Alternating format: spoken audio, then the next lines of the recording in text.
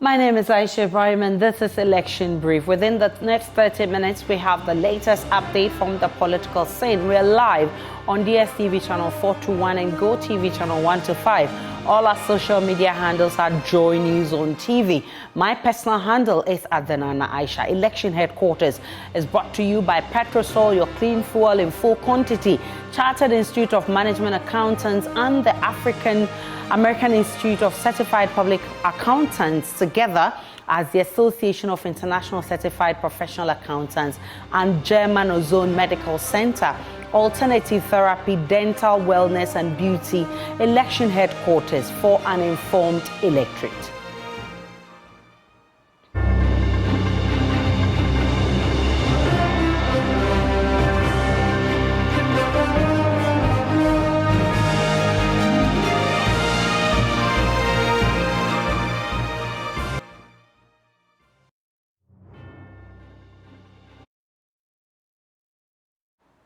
The new patriotic party's hold of the Ejisu constituency is threatened by attempt of a comeback by the former MP Kwabena Usodiomi. Though the campaign of the former NPP MP was going independent has been quiet, it is fast catching attention in the Ejisu By-Election. But the NPP is leaving no stone unturned as party bigwigs join in the constituency campaign.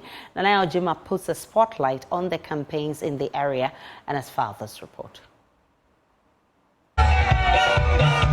Aside from the former MP, Kwabena Usodiomi, the NPP's Kwabena Boateng has to beat 4 others for the party to retain its seat. Estelle Say of the CPP, LPG's Beatrice Boache and Joseph Atakra as independent candidates. Ohineba Fredua Ajiman is another independent candidate seeking to break the NPP's monopoly. The People's Representative Bill. When you go to Parliament, the law over the government is People's Representative Bill. But nowadays, I've observed that it's becoming party representative. All those who are electing them into the Parliament go there with their party ideology and other thing, not the people. So I've observed all these problems and I decided to come out so that I'll go and represent my people, not any party. Former MP Kwabena Usodiomi served 3 terms in office as Ejisu MP. In 2016, he won the seat with over 83% votes, setting a record in the constituency elections. Mr. Ediomi says the grounds are fertile for his return as MP. So the nipa beka never do so. Na sani adodo no a epese Ediomi ba no na e bia. Me ka twa se form ye. If you say me no, me think check na sem we kura nyamaye no. Na bia me ko bia no. Dia me man for kan say Ediomi. Say wa ma abakra yen tu bi da. Mr. Ediomi's campaign, though silent, is catching up with the grassroots. Ediomi started these road projects in Ejisu. They can construct the road to Yakwe. We will vote against them.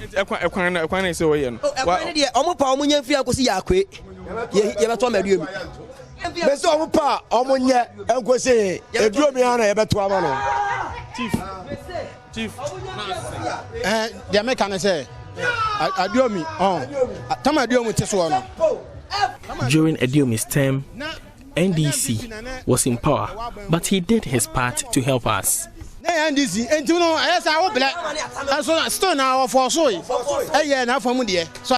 Big wigs in the NPP are leading the party's candidate in various towns for campaign. Party General Secretary Justin Kodia and organizer Henry Nanabuache have shown support. Minister for Roads Francis Asenso Boache has also been to the constituency.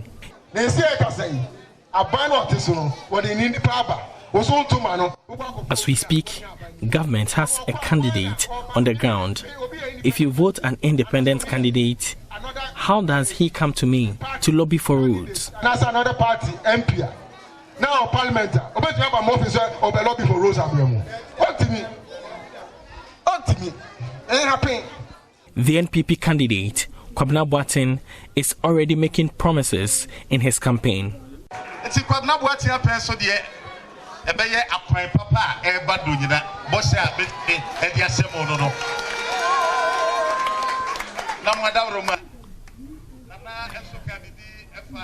I promised to get good roads for the constituency.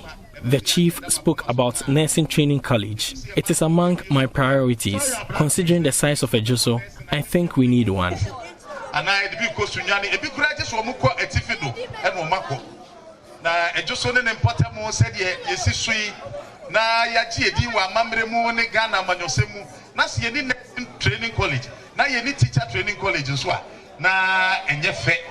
Though the NDC has refused to participate in the election, the NPP will have to fight an enemy from its fold to retain the seat.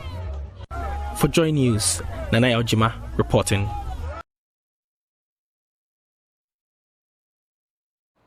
Well, I've been joined by Dr. Kwesi Amache-Boateng for a conversation on the upcoming elections in the Ejisu constituency. First, let's look at the dynamics in Ejisu. We know it's an MPP seat, but the former MP who won MPP on NPP's ticket was there for such a long time that he's also built some loyalty over there. Should the NPP be worried about this?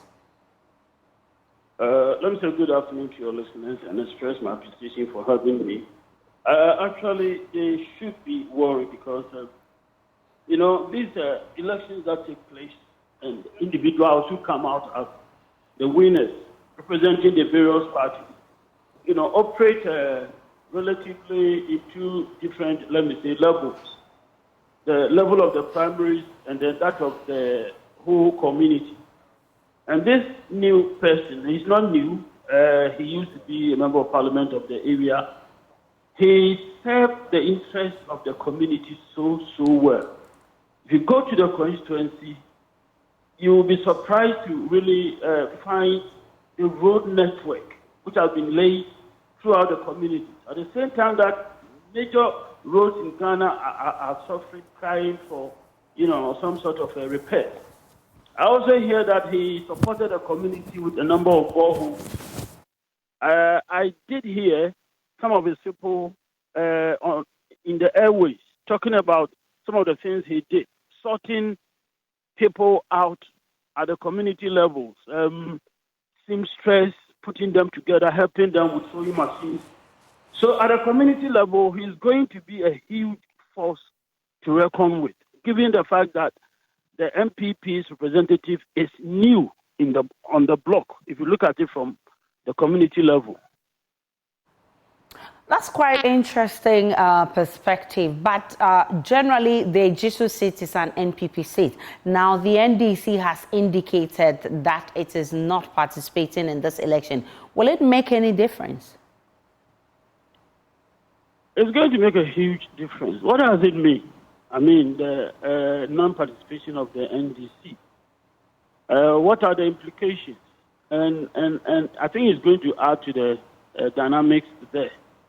I see two scenarios. One, if the NDC comes out so strongly in support of this person, I think the MPP could use it as a campaign against Mr. June. Because they will simply come out and argue that, look, this man is no longer with us. He's, if you like, with NDC.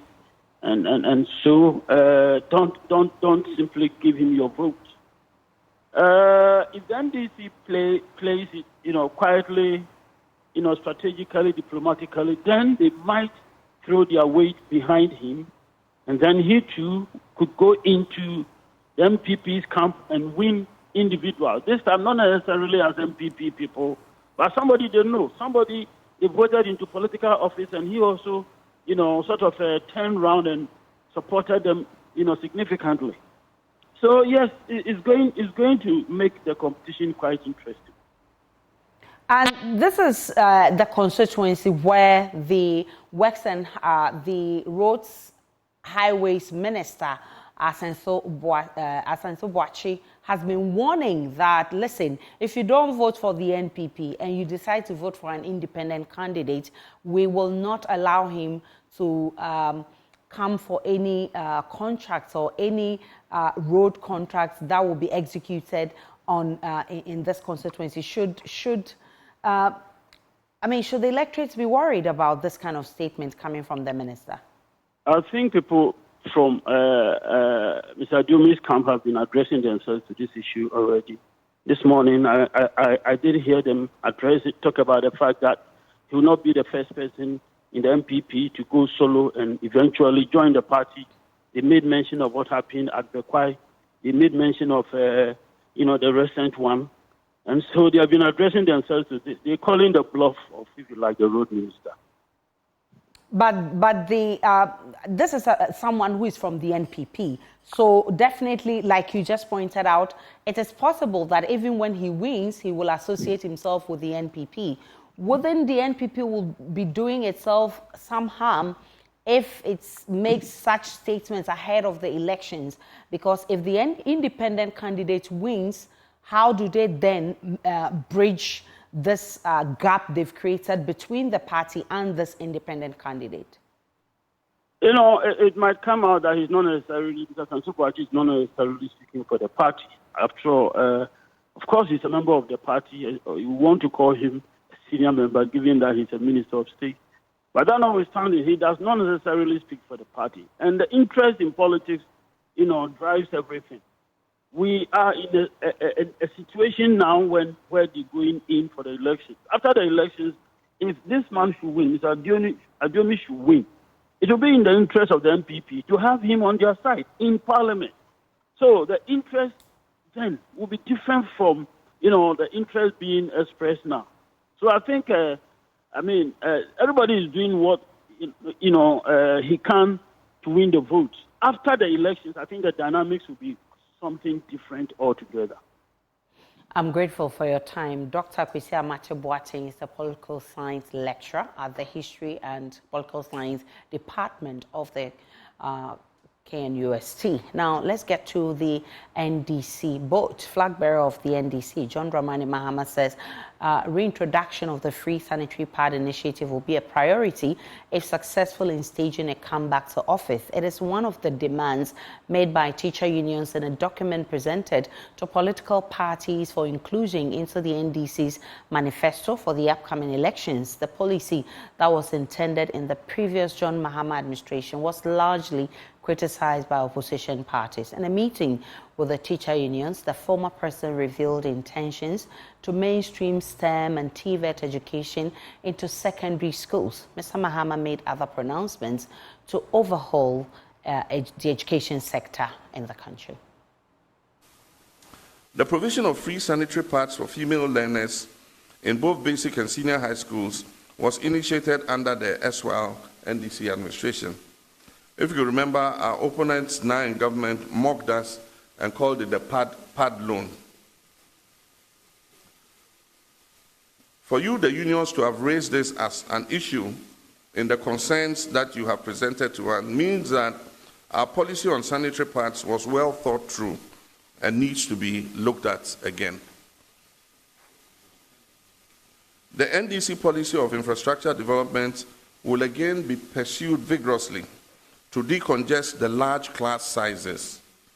Abandoned infrastructure in the basic and senior high schools and TVET schools, including the famous E-blocks, will receive priority attention under a new NDC administration. The need to review and improve upon the free SHS TVET policy is no longer debatable. And Angel just mentioned it. We are happy we're on the same wavelength with regards to that. It is a must that we look at the implementation of free SHS again through stakeholder engagements to address the numerous challenges and strengthen its positives. It is thus not surprising that you have incorporated it into the document that you have presented us, which I call the Teachers' Manifesto. We're going to mainstream TVET and STEM into all secondary schools. We don't believe that STEM and TVET should be standalone in special secondary schools. We must mainstream them through all the secondary schools.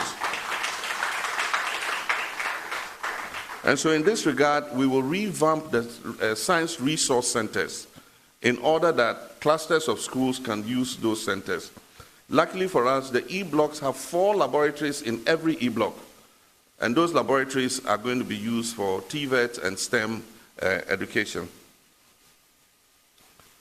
The imperative of the Free SHS Secretariat being supervised by the Education Directorate is our considered view.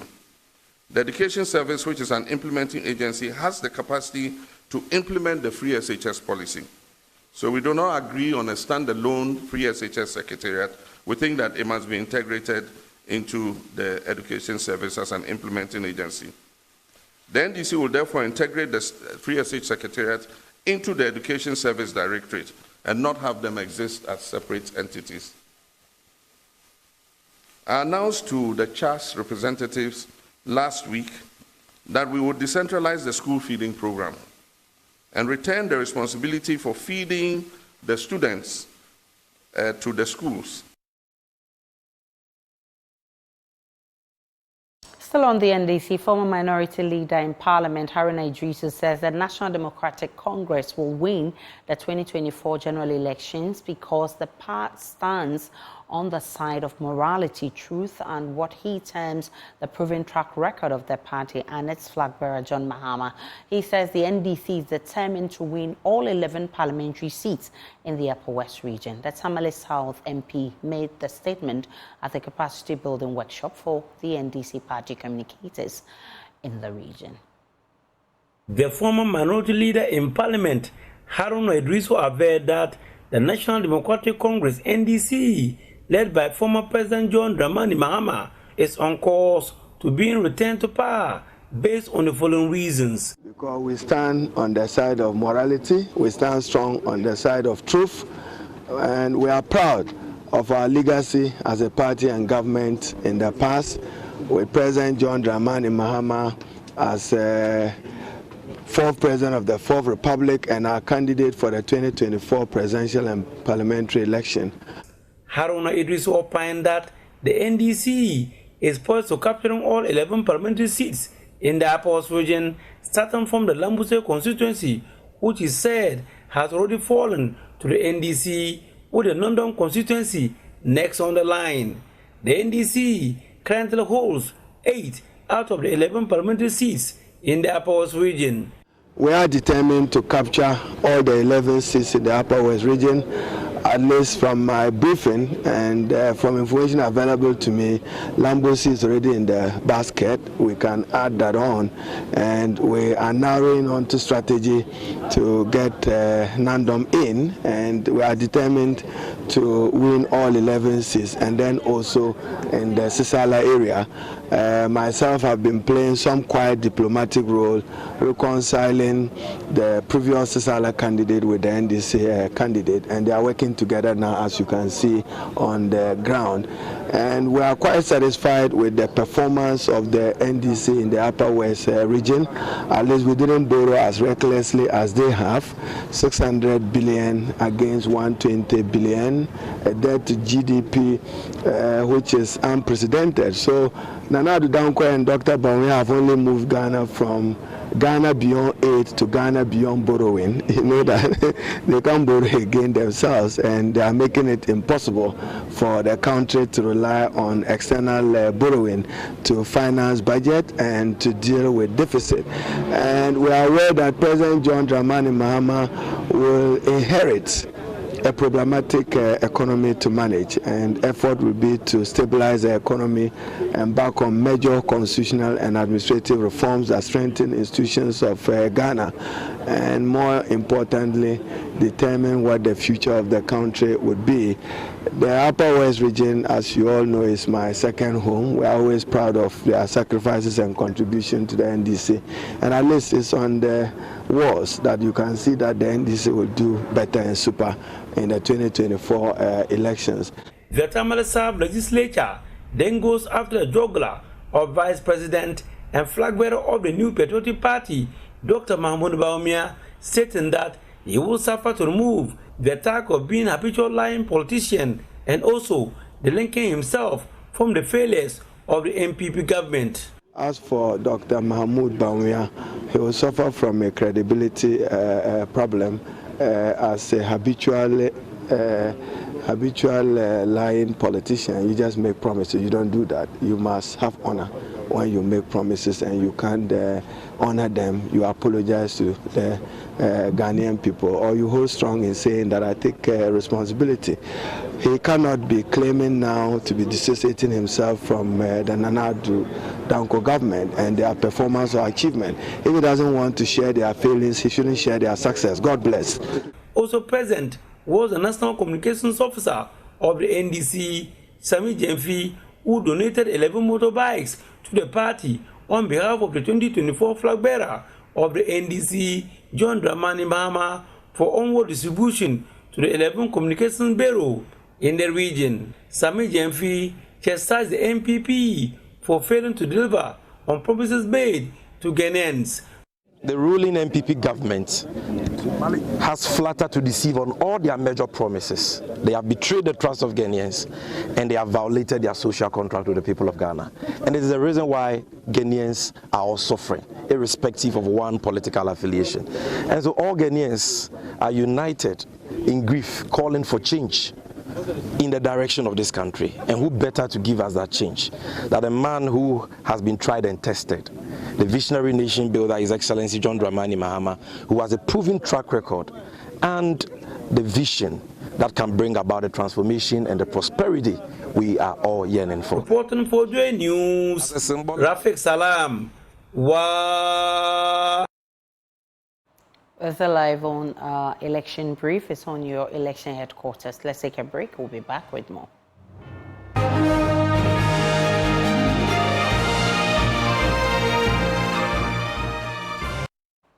Welcome back to Election Brief. Ghanaians are being entreated to exemplify their virtues and promote unity for peaceful coexistence as the country's general election approaches. Lead pastor of Higher Life Chapter of Assembly of God at Sokoban, Samuel Kwesi Amoah, charged the electorate to heed to the biblical call to be peacemakers and ensure that anarchy finds no foothold. Speaking on the role of the church and Christians in ensuring a successful selection of leaders for the country, Pastor Kwesi Amoah indicated nothing should justify chaos in the 2024 polls. The over 250 active members of the Higher Life Chapel of Assembly of God in Sokoban in the Ashanti region gathered for their 10th anniversary celebration. Lead Pastor Samuel Kwesi Amoah is charging Christians and Ghanaians to seek transformation and exercise their voting rights peacefully. He admonishes the electorate to be diligent in picking a virtuous leader. We are charging and challenging ourselves as Christians to bring our values and our virtues to bear in this season. Let's unite ourselves and go through this period peacefully. Let's be the agents of peace. The scripture tells us, blessed are the peacemakers. Nothing should guarantee any form of anarchy. As we get closer to this year's election too, I want to say that let's seize the opportunity to drum home the message of the cross. I believe if Ghanaians receive this message, we will be transformed and we will not need to do handpicking and also be doing firefighting, because the message of the cross carries all of these that as a nation we are believing God for. He made these comments during the launch of the church's 10th anniversary themed A Decade of Higher Glory. Pastor Samuel Kwesi is indicating people of the Christian faith to stand their ground and live exemplary lives. There are too many accusations coming up today against clergy, against members of the church, against elders. And in fact, the society is fast losing the confidence that it had in the church. It is time for us to rise up as people of God and trust that we will be the light of this nation. We will be the salt of this nation. As part of the anniversary, the church will engage in prison outreach programs and provide medical and health screening. Other activities include mass evangelism in senior high schools and cleanup exercises. Godfred Smith Asante is the media head and anniversary committee member. And by the grace of God, we are 10 this year. and we want to celebrate the glory of God, what the Lord has done for his people and for his church. We have missions that would be reaching out to the public, will be reaching out to the world with the gospel. Everything that we are doing actually is about Christ. We want to celebrate Christ and what Christ has done for his church and then his people. Things that we already do, but this time around we will be touching up and adding more. We'll be going there to make donations and then all that. These are all the things that we are doing to mark Higher Life at 10 years. And our doors are open to everyone. Reporting for Joy News, my name is Clinton Yeboah.